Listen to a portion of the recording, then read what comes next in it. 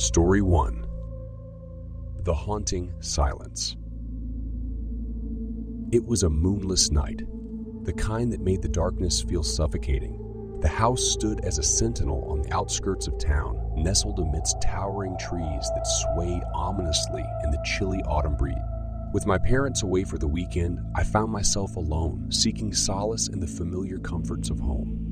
Little did I know that the looming silence would soon be shattered by an otherworldly presence. As the hour grew late, I settled into the living room, engrossed in a book. The only source of light came from a single lamp, casting elongated shadows that danced eerily along the walls. The distant sound of a car passing by momentarily broke the stillness, heightening my awareness of the encroaching darkness outside. Lost in the pages, I suddenly felt a chill sweep over me, a chill that seemed to emanate from within the room itself. The air grew heavy, suffused with a palpable energy that made the hairs on the back of my neck stand on end. I glanced around, searching for the cause of the disturbance, but found nothing amiss. Just as I started to dismiss the unease as a figment of my imagination, a subtle rustling sound reached my ears. It was a sound so faint I strained to confirm its existence. My heart quickened its rhythm as the rustling grew louder, accompanied by an ethereal whisper that seemed to emanate from the very walls of the house. My curiosity mingled with trepidation, compelling me to investigate the source of the haunting sounds. With caution, I rose from my seat and tiptoed through the dimly lit hallway, the whispers growing more insistent with each step. They whispered of forgotten secrets, of restless spirits yearning to be heard. The whispers led me to a room at the end of the corridor, a room that had always been locked and abandoned. With trembling hands, I turned the handle, my heart pounding against my ribcage. The door creaked open, revealing a chamber that time had forgotten. The room was shrouded in darkness, save for a faint, flickering light that emanated from an old, weathered mirror hanging on the wall. My reflection appeared distorted in the glass, as if the mirror held an alternate reality just beyond its surface. As I approached the mirror, a cold gust of wind swept through the room, extinguishing the remaining lights and plunging me into impenetrable darkness. Panic seized me, but the whispers now resonated within my mind, guiding my every move. I reached out and touched the mirror's surface, my fingertips grazing its cool, polished glass. In that instant, the world around me shattered, and I found myself transported to an ethereal realm, a realm teeming with sorrow and anguish. Faces materialized in the misty void, their eyes filled with a desperate longing. They were the souls trapped between worlds, yearning for release from their eternal torment. Their whispers grew louder, pleading for salvation, their cries echoing in my ear. Summoning every ounce of courage, I vowed to help them find peace. I listened to their stories, absorbing their pain and promising to share their truth with the living. Each soul's tale unraveled the mysteries of their tragic demise, offering glimpses into a realm unseen. In that surreal plane, time seemed irrelevant, lost in a timeless vortex. But as the final spirits shared their story, a radiant light enveloped me, searing through my veins. The souls, freed from their chains, ascended towards the light, their whispers fading into the distance. Suddenly, I found myself back in the dimly lit hallway, the room behind me silent and still. The house had returned to its peaceful facade, devoid of the supernatural presence that had consumed it moments ago. As I took a deep breath, gratitude welled within me, knowing that I had played a part in setting those souls free. The haunted house was transformed, no longer a vessel of darkness but a sanctuary of healing and closure.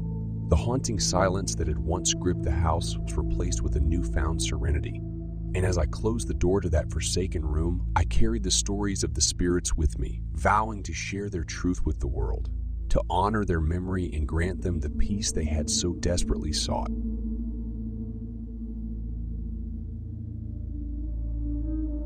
Story 2. Whispering Shadows. I never believed in the supernatural until that fateful night.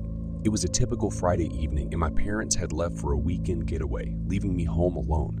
The house stood isolated at the edge of a dense forest, amplifying the eerie silence that settled as the sun dipped below the horizon.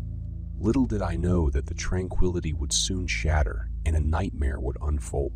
As darkness enveloped the world, I found solace in the cozy comfort of my living room.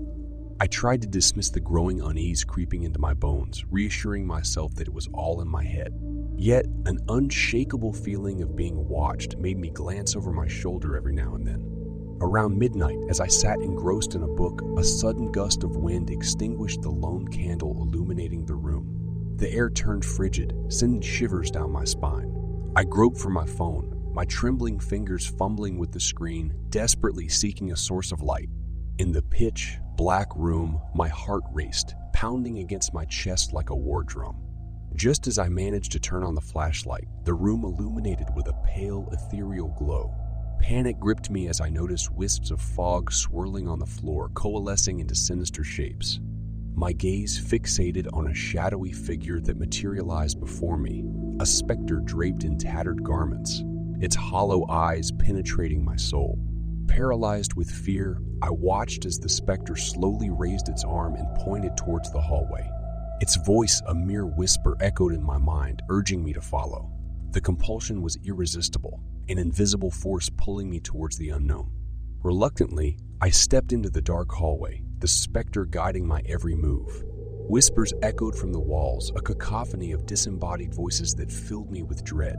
They spoke of forgotten tragedies, long-lost souls, and the sins that bound them to the mortal realm. The atmosphere grew heavier, suffocating me with its palpable malevolence. My steps faltered as I reached the door to the basement. The specter's icy grip tightened on my arm, urging me onward. With trembling hands, I pushed open the door, revealing a yawning abyss below.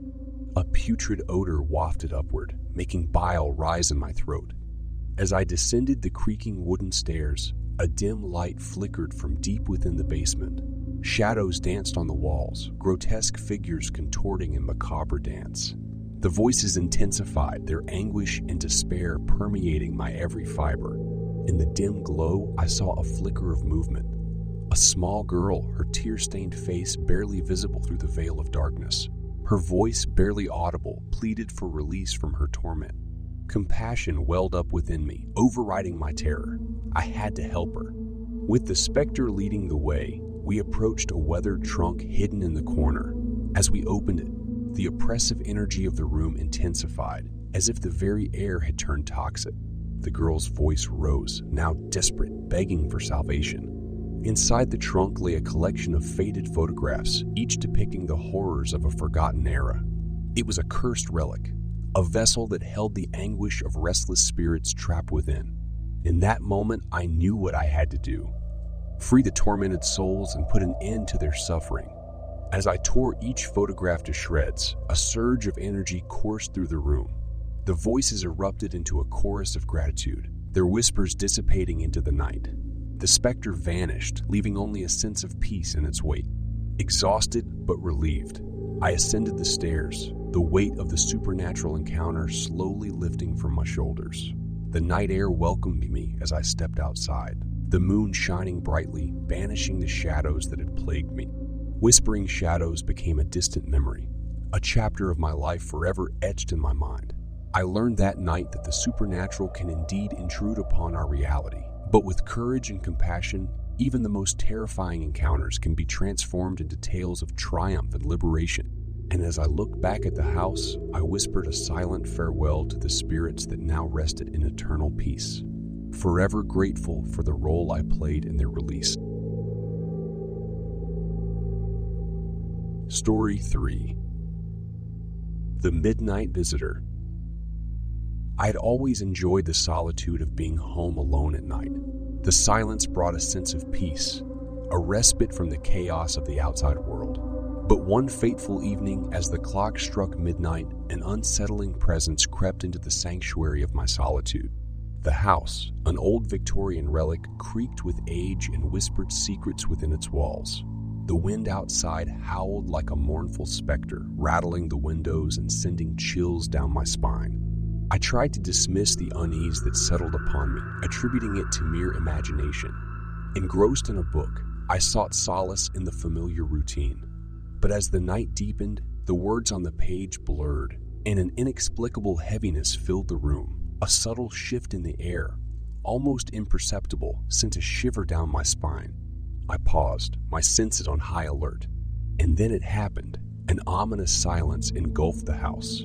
The absence of sound was deafening, a vacuum that sucked away all semblance of normality. The hairs on the back of my neck stood on end as I strained to hear the slightest whisper, the faintest creak, but there was nothing. A flicker of movement in my peripheral vision caught my attention. I turned my head, my gaze fixated on a figure standing at the end of the hallway. It was a shadow, elongated and twisted, its presence foreboding and unnatural. A chill ran through me, my heart pounding in my chest. I should have fled, sought refuge in the safety of the outside world. But curiosity compelled me forward. As I cautiously approached, the figure retreated, moving deeper into the labyrinthine corridors of the house. Shadows danced along the walls, alive with an energy I couldn't comprehend. My steps echoed through the empty hall as I pursued the enigmatic presence. It led me to the attic, a realm of forgotten memories and discarded relics. The air hung heavy with dust, suffocating and oppressive. A lone window cast a pale light, illuminating a space frozen in time. The figure stood before an ancient trunk, its presence growing more defined, more tangible. It beckoned me closer, its form distorted and ethereal. Reluctantly, I obliged, drawn to the mystery that enveloped this nocturnal visitation. As I reached the trunk, a sense of dread washed over me. It was as if the very essence of the house clung to the tarnished brass hinges. I hesitated, my hand hovering over the lid, apprehension intertwining with curiosity. With a deep breath, I lifted the lid, exposing the secrets hidden within. Inside, an array of yellowed letters and faded photographs lay in disarray. The letters spoke of a tragic love affair, of a heartbroken soul desperate to escape the clutches of an oppressive existence. The photographs captured moments frozen in time, faces etched with sorrow and despair. In the stillness of the attic, the presence intensified. The figure standing beside me, a specter trapped between realms. It yearned for closure, for someone to bear witness to its pain and bring solace to its eternal unrest. As I immersed myself in the forgotten history contained within the trunk, whispers filled the air, heart-wrenching pleas for redemption, anguished cries for release. The supernatural presence had a story to tell, and I became its reluctant confidant. Through the dark hours of the night, I listened, absorbing the weight of the figure's suffering. Its tale unfolded like a tragedy, unraveling a web of deceit, betrayal, and loss.